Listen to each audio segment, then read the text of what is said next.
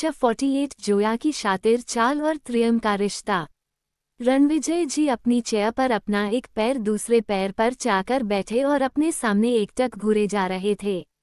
तो वहीं अदिति अपना सिर नीचे झुकाए रणविजय जी के सामने खड़ी थी। मगर अदिति ठहरी। अदिति उससे कहाँ ढंग से वो भी एक जगह खड़ा हुआ जाता है। वो तुरंत अपना सिर उठाकर रणविजय जी की तरफ देखते हुए अपना मासूम सा चेहरा बनाते हुए बोली, क्या पापा, मैं जब से आई हूँ तब से आप मुझे खाना पीना पूछने के बजाय बस घूरे जा रहे हैं। आखिर मैंने ऐसा भी क्या कर दिया? रणविजय जी ने जब अदिति का चेहरा देखा तो उन्हें अदिति का इतना मासूम सा फेस बर्दाश्त नहीं हुआ और वो अदिति चालाकी समझते हुए उसके सवालों का जवाब न देते हुए अपना सवाल करते हुए बोले, मुझे पता नहीं क्यों ऐसा लग रहा है जैसे तुम यहाँ अपने घर वापस आने से खुश नहीं हो। क्या तुम्हें इतने दिन वहाँ रहकर मेरी याद नहीं आई? अदिति अपने पापा का सवाल सुनकर सकपका गई जैसे उसकी कोई चोरी पकड़ी गई हो। मगर अदिति ने रणविजय जी के सवालों का सच सच जवाब देते हुए बोली, ऐसा नहीं है पापा, मगर अब जब सच आपको पता चल ही चुका है तो मेरे छिपाने से भी अब कोई फायदा नहीं है। पापा, मुझे उस किडनैपर के साथ रहकर आपकी बिल्कुल भी याद नहीं आई। इनफैक्ट मैं तो ड्राइवर से कहकर उसी त्रियम के बच्चे के घर जा रही थी क्योंकि वह मुझे अपने साथ क्यों नहीं ले गया। आखिर उसकी हिम्मत कैसे हुई थी मुझे यूं अकेला छोड़कर जाने की। फिर अदिति कराटे जैसे पोजीशन लेकर अपना एक हाथ और अपना एक पैर हवा में उठाते हुए बोली, सच कह रही हूँ पापा, अगर आप नहीं आते ना तो आई स्वेयर उसके हाथ पैर तोड़ देती मैं। रणविजय जी अदिति के कराटों से 2 कदम पीछे हट गए क्योंकि उन्हें पता था कि उनकी पागल बेटी के दिमाग के वायरिंग थोड़ा अलग है, इसलिए उससे बहस करने का कोई फायदा नहीं क्योंकि वो जानते थे कि बंदा भैंस के आगे बीन बजा ले मगर अदिति से बहस ना करे। फिर रणविजय जी बोले, बेटा, तुम्हारे कॉलेज से प्रिंसिपल का इतनी बार फोन आ चुका है कि मुझे तो लगता है कि इस बार पक्का वो मेरा बेस्ट फ्रेंड बन जाएगा। इतना कहकर रणविजय जी अपनी सरकारी गाड़ी में बैठकर अपने मिनिस्ट्री ऑफिस चले गए। तो वहीं अदिति अपने कॉलेज के डीन को जी भर के कोसते हुए बोली, वो साला खूसट बुढ़ा पता नहीं कब मेरी जान छोड़ेगा, साला टकला। तो वहीं त्रियम अपनी बुआ और फूफा जी से हाय हेलो कहते हुए वहीं अपना फ़ोन लेकर बैठ गया क्योंकि उसे उन लोगों की बातों में रत्ती भर भी इंटरेस्ट नहीं था। तभी एक लड़की ब्लैक कलर की टी शर्ट और सिल्क ब्लैकी जैगिंग्स पहने घर के अंदर आई। इस वक्त वह लड़की बिल्कुल किसी खूबसूरत मॉडल की तरह लग रही थी और उसके गोरे चेहरे डार्क रेड हाईलाइट बालों पर ढेर सारा मेकअप उस लड़की को किसी हॉलीवुड एक्ट्रेस का लुक दे रहा था। वो लड़की कोई और नहीं बल्कि जोया थी। अंदर आने पर जोया को एंट्रांस पर कोई नहीं दिखा, तभी उसकी नज़र त्रियम और उसकी फैमिली पर गई जो उसके मम्मी पापा के साथ बैठकर कुछ बातें कर रहे थे। तो वहीं त्रियम हमेशा की तरह अपने कोल्ड लुक में बैठा अपना मोबाइल चला रहा था। त्रियम के इसी लुक की तो जोया दीवानी थी। त्रियम को देखकर जोया के चेहरे पर हल्की स्माइल आ गई। फिर जोया त्रियम को ही देखते हुए उसकी तरफ बड़ी ही अदा से बढ़ गई। जोया दिखने में जितनी खूबसूरत थी उससे भी ज्यादा खतरनाक थी। जोया अपने दुश्मनों को और खासकर उन लोगों को जो त्रियम को नुकसान पहुंचाने की कोशिश करते थे उन्हें इतनी बेरहमी से मारती थी कि देखने वाले की आंखें ही बाहर आ जाएं। जोया त्रियम के चाम की इस हद तक पागल थी कि प्रिया जी और दादा के सामने भी उसकी दीवानगी छिपी नहीं थी। जोया मुस्कराकर प्रिया जी के पास आई और उनके गले लगते हुए अपनी हल्की मगर गहरी आवाज में बोली, aunty, I missed you so much. Priya ji भी जोया की बात सुनकर मुस्कुराते हुए उसका सिर सहलाकर बड़े ही प्यार से बोली, आई मिस्ड यू टू बेटा। फिर जोया प्रिया जी से अलग होकर दादा के हाथों को चूमते हुए बोली, and I also missed you so much uncle. दादा जोया को अपने सीने से लगाते हुए बोले, मेरा शेर बच्चा, I am proud of you my son. मुझे बहुत खुशी है कि तुम ब्लैक ईगल का हिस्सा हो और मुझे उससे भी ज़्यादा खुशी होगी जब तुम मेरी बहू और मेरे बेटे की पत्नी बनकर मेरे घर में हमेशा मेरे पास रहोगी।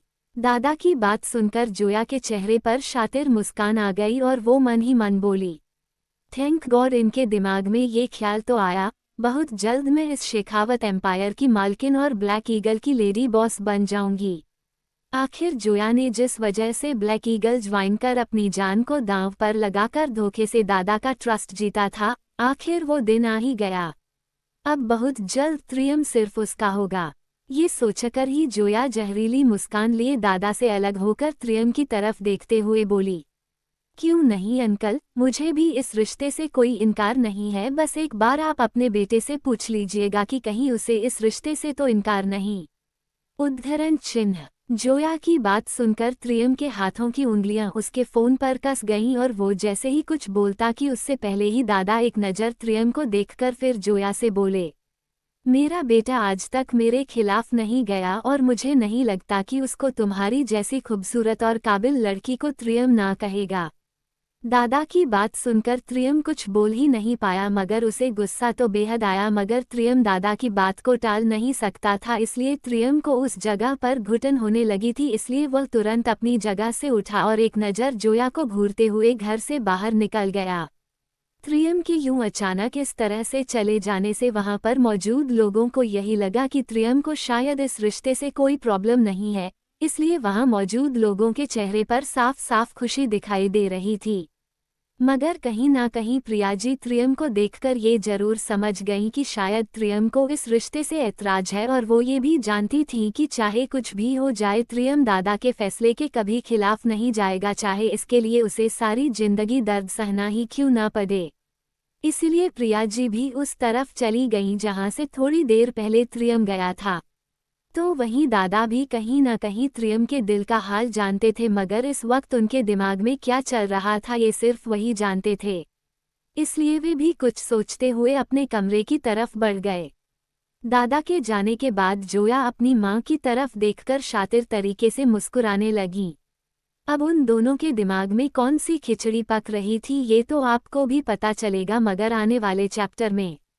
Story will be continued. Zoya की हवस और त्रियम का गुस्सा। माया जी अपने कमरे में बैठी कुछ सोच रही थीं कि तभी दरवाजा खुला और जोया कॉफी का मग लेकर अंदर आई। फिर जोया एक मग अपनी माँ को तो दूसरा मग खुद लेकर अपनी माँ के सामने रखे किंग सोफे पर अपने एक पैर को दूसरे पैर पर चढ़ाकर बैठ गई। फिर जोया चाय का एक सिप लेकर माया जी की तरफ देखते हुए बोली, क्या सोच रही हो आप मॉम? उद्धरण चिन्ह। माया जी जोया की तरफ देखकर मुस्कुराते हुए बोली, नथिंग बेटा, मैं बस ये सोच रही हूँ कि हम कितने टाइम से इस चीज़ के लिए मेहनत कर रहे थे, मगर दादा भाई इस रिश्ते के खिलाफ थे। इनफैक्ट वो तो उस मिनिस्टर की बेटी से त्रियम का रिश्ता कराना चाहते थे। फिर आज ऐसा क्या हो गया कि आखिर दादा भाई इस रिश्ते के लिए तैयार हो गए? माया जी की बात सुनकर जोया के चेहरे पर शैतानी हंसी आ गई। फिर वो अपनी जगह से उठकर खिड़की के पास जाकर उसके पिले के सहारे टेक लगाते हुए बोली, मॉम मॉम, आप आम खाइए ना, गुठलियाँ क्यों गिन रही हैं? माया जी जोया की तरफ शक की निगाहों से देखते हुए बोली, एक सेकंड, इसका मतलब तुमने ही कुछ किया है ना? उद्धरण चिन्ह। माया जी की बात सुनकर जोया मुस्कुरा दी मगर कुछ बोली नहीं।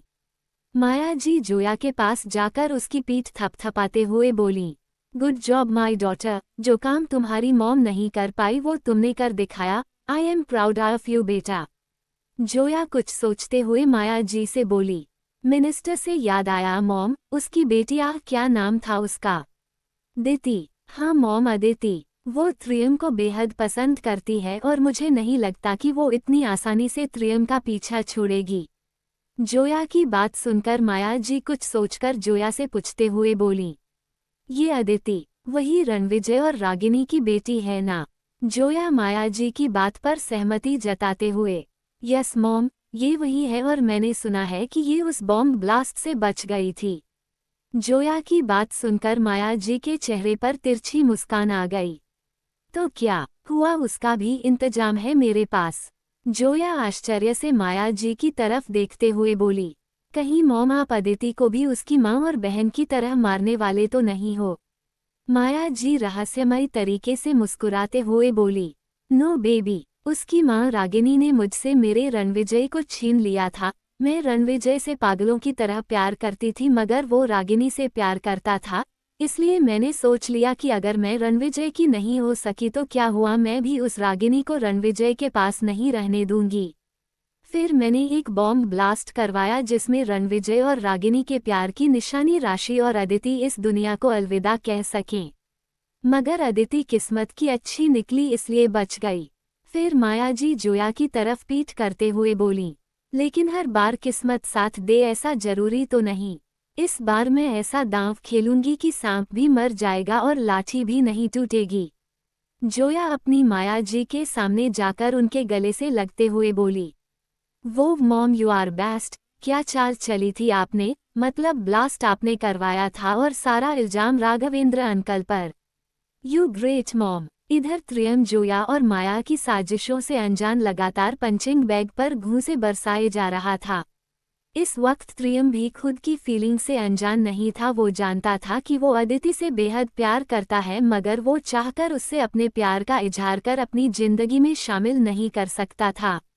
इस वक्त त्रियम अपनी ही कश्मकश में था, क्योंकि एक तरफ वह अदिति को अपनाकर उसकी जिंदगी खतरे में नहीं डालना चाहता था, तो वहीं दूसरी तरफ वह अपने डैड के खिलाफ जाकर जोया से रिश्ता नहीं तोड़ना चाहता था। त्रियम अपनी ही उधेड़पन में था कि तभी उसकी नज़र दरवाजे पर गई, जहां पर जोया खड़े होकर त्रियम को ही घूर रही थी। इस वक्त जोया की नज़रें त्रियम के शरीर पर थीं, क्योंकि लगातार पंचिंग बैग पर पंचिंग करने से त्रियम का पूरा शरीर पसीने से नहाया हुआ था। पसीने की वजह से त्रियम के बाल उसके माथे पर पूरी तरह से यहाँ वहाँ बिखरे हुए थे और त्रियम की सफ़ेद शर्ट उसके भीगे जिस्म से पूरी तरह से चिपक गई थी। वो शर्ट भीगने की वजह से थोड़ी ट्रांसपेरेंट हो गई थी, जिससे त्रियम के बाइसेप्स पूरी तरह से नजर आ रहे थे। त्रियम के इस सेक्सी और हॉट वाले लुक को देखकर जोया पागल सी हो गई थी। फिर जोया मदहोशी से त्रियम के पास जाकर उसके सीने पर अपने दोनों हाथों को रखते हुए धीरे धीरे त्रियम के होठों के करीब जाने लगी।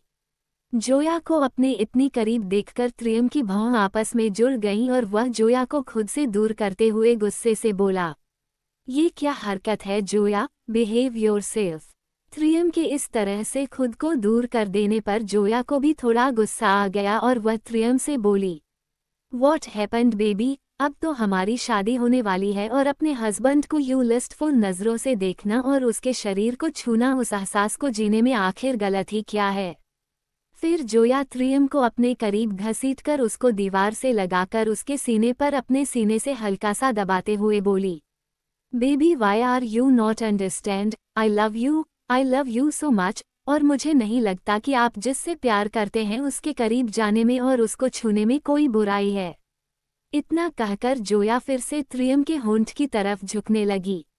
अब त्रियम को जोया की बातों से बहुत ही ज्यादा गुस्सा आ रहा था। त्रियम ने जोया को कमर से पकड़ा और उसको एक झटके में पलटकर उसकी पीठ को दीवार के सहारे लगाकर उसके सीने को और भी ज्यादा अपने सीने से दबा दिया, जिससे जोया की आह निकल गई और अब कहीं ना कहीं जोया को भी त्रियम के गुस्से काफी ज्यादा डर लग रहा था। फिर त्रियम जोया के जबड़ों को अपने मजबूत हाथों से जकड़ते हुए बोला, हद में रहो अपनी, अगर इतनी ही ज्यादा हवस है तुम्हें तो बाहर जाकर अपनी ज़रूरतों को पूरा करो, और रही बात शादी की तो अभी शादी हुई नहीं है, इसलिए मुझ पर अपना हक जताने की कोशिश मत करना, वरना तुम कहाँ गायब हो जाओगी किसी को कुछ पता नहीं चलेगा। त्रियम की बात सुनकर जोया दर्द में भी मुस्कुराने लगी, क्योंकि जोया को वो चीज़ें बेहद पसंद थी जिसके मिलने की उम्मीद बिल्कुल ना हो, और फिर तो त्रियम जोया की जिद है जिसे वो हर हाल में हासिल करना चाहती थी, बाई हुक और बाई क्रुक। जोया को यूं इस तरह मुस्कुराते हुए देखकर त्रियम को लगा कि जोया उसकी मजबूरी का मजाक उड़ा रही है। ये देखकर त्रियम का गुस्सा और भी ज्यादा बढ़ गया। फिर त्रियम जोया के जबड़ों को और भी ज्यादा जोर से दबाते हुए बोला, मैं कुछ नहीं कर रहा, इसका मतलब ये नहीं है कि तुम अपनी लिमिट क्रॉस कर जाओगी। मैं चुप हूँ, वो भी सिर्फ अपने डैड की वजह से, वरना अभी तक तुम कुछ बोलने के जिंदा नहीं होती। इतना कहकर त्रियम गुस्से से अपने रूम की तरफ बढ़ गया। इधर त्रियम के जाने के बाद जोया अपने चेहरे को सामने लगे मिरर में देखने लगी, जहां पर उसके गाल पूरी तरह से लाल हो चुके थे और उन पर त्रियम के उंगलियों की छाप आसानी से दिख रही थी। ये देखकर जोया किसी साइको तरह हंसने लगी और फिर अचानक से रुककर खुद को शीशे में निहारते हुए खुद से ही बोली, उफ त्रियम, तुम्हारी इसी अदा पर तो मैं फिदा हूँ। मैं तुम्हें पाने के लिए किसी भी हद तक जा सकती हूँ। तुम सिर्फ मेरे हो त्रियम, सिर्फ मेरे। इतना कहकर जोया फिर से हंसने लगी। Story will be continued.